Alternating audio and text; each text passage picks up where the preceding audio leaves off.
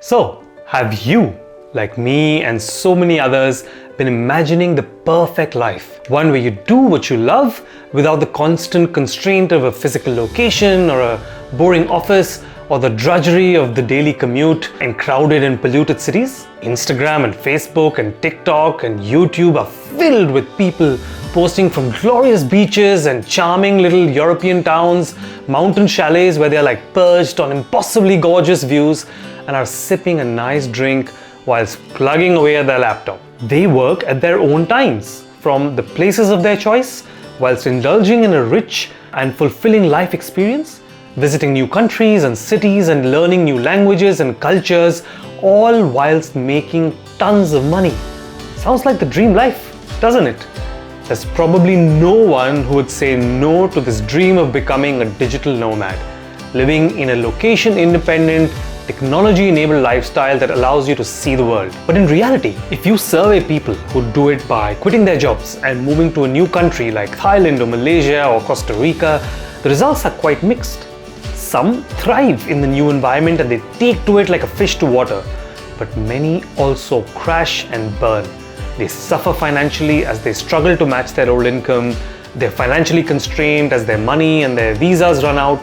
They become exhausted with the constant travel and being away from home. They experience extreme loneliness and lack of deep and meaningful relationships and so much more. Now, there's a good chance that you have dreamed about this but have never taken it seriously, as it involves the big risks like quitting your job and traveling to somewhere you've never been, compromising on your wealth creation potential and your general sense of mental health and happiness. Is there a way out? A magic step-by-step method to help you become a digital nomad and live the life of your dreams, but without the risks and the compromises? Before I answer that question, my name is Akshay Goenka and the team on this channel is breaking free from being location bound and has lived in more than 5 different cities. It's moved countries at short notice and started successful location independent startups. We've done the research, we've done the interviews and the thinking and developed what we call the Digital Nomad 2.0 approach. To understand it, invest the next 10 minutes with me and do watch to the end, else this isn't going to make sense and be actually helpful. Ready? Let's put 10 minutes on the clock and let's go.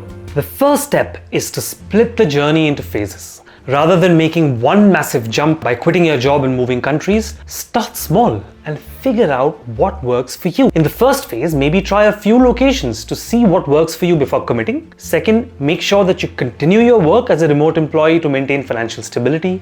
And third, start to evaluate secondary sources of income and compare them with the cost of living in these places. Let's break this one down a bit and think about what to do in phase 1 in more detail. And think of it as the dimensions on the left-hand side of the graph that you're seeing. First, think about where to go.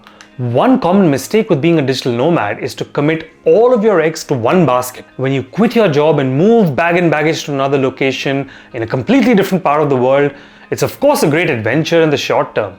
But if you start talking to people who've tried it to make it a sustainable life, you get mixed reviews. Some love it and some hate it. What that tells us is that the right answer is different for everyone. So why not start by what I call flirting with your future? Test 3 or 4 or maybe 5 locations in short sprints, traveling like a tourist, and work there for 4 to 6 weeks at a time. Second, let's rethink what you would do. Given you're already making one big change in your life and adjusting to working from a new location, it's important that we don't immediately disrupt the work that you do too much too soon. One great way to smooth over the transition is simply move to becoming a remote employee versus a full-time local employee. If your current job doesn't allow it, first you might want to switch to a job that does. And in case your industry as a whole makes it a bit hard to do, there might be internal mobility programs within your company to another office that can help you maintain stability at work whilst trying out living in new places. While you do this, start to invest in a second source of income that will obviously take time to build up. For example, something like content creation,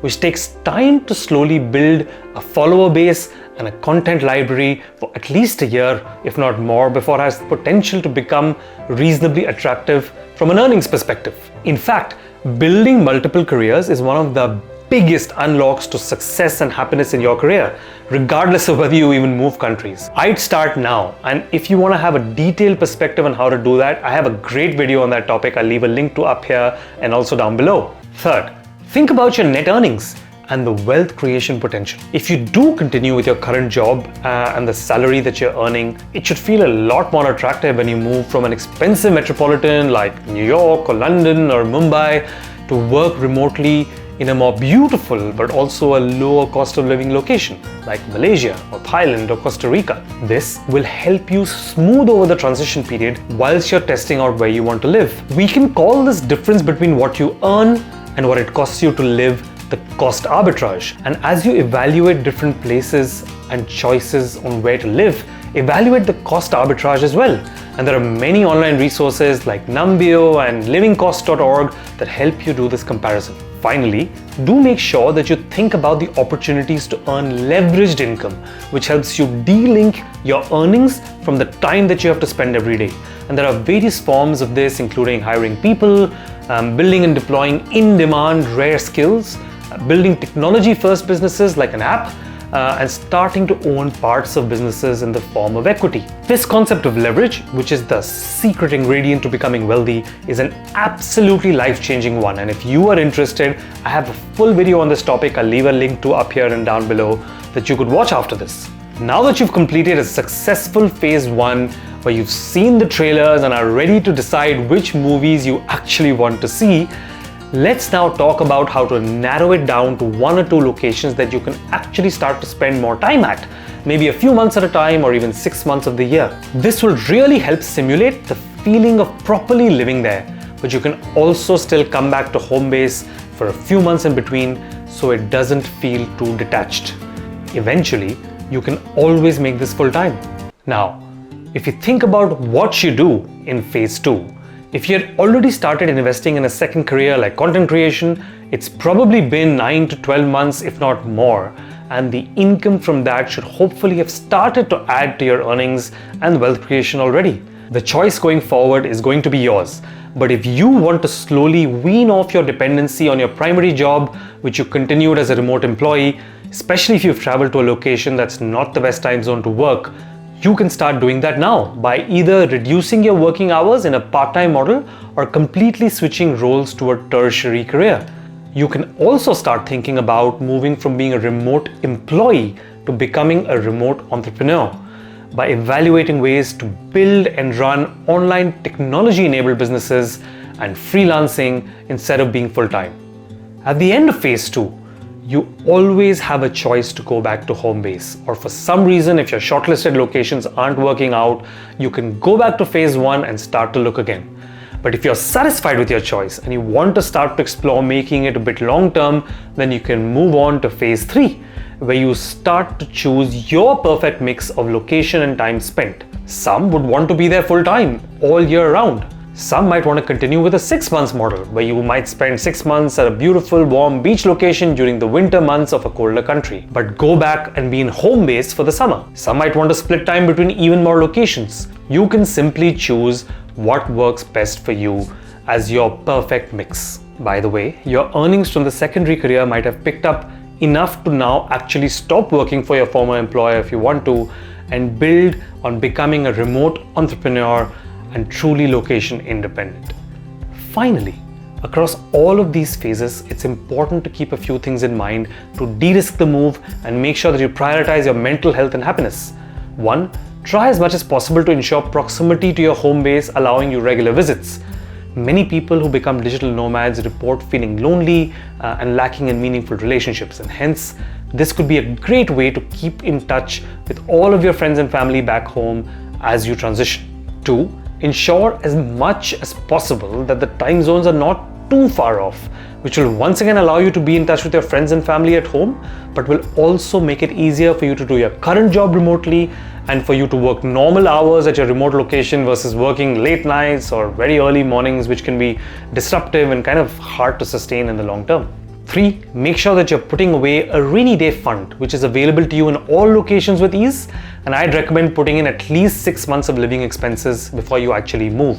This will be very important as a backup to de-risk your move and put your mind to ease in case stuff doesn't work out. Last, it's key that you do all of the right research on the proper visas that actually allow you to work in your chosen location. Some countries, for example, like Maldives and Malaysia, have formal remote working visas, and many others allow it but have individual nuances that are important to get into. Also, you need to think about the local tax laws, where you would be a tax resident and therefore pay tax, how to avoid double taxation depending on the agreement that the country has with your home country, and so on. And last but definitely not the least, it's important to research and even see firsthand during phase 1 the safety and healthcare systems that are crucial to make this a safe and enjoyable experience for you. Is it helpful for me to cover any of these topics in detail in a separate video? Let me know what you think in the comments, and do watch my deep dive videos on these topics, and also the video on how to gain your financial independence and retire early to this nice remote location with a lot of wealth, which will truly transform your life. Do subscribe before you go so you keep getting all of the new ideas for success and happiness in your career. See you on the next video, and thank you for watching.